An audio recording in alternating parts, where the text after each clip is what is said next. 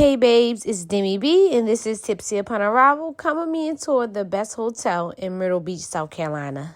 Because I can see us holding hands, walking on the beach, our toes in the sand. I can see us on the countryside, sitting on the ground. Today we're going to be touring the Hilton Grand Vacation Club Ocean Enclave, Myrtle Beach, South Carolina. The room that I stayed in was a one-bedroom, oceanfront, king suite with a sofa bed. This room was huge at 877 square feet.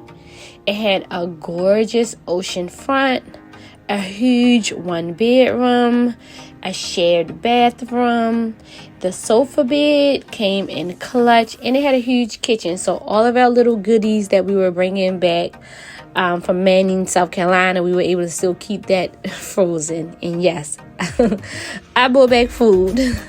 This one bedroom suite had its own balcony, which included seating. The dining and living area had a huge TV, 65-inch stainless steel appliances. If you're coming here and you're planning on staying a while, it had everything you needed: wine glasses, corkscrew, plates. All you need to do is bring your bikini.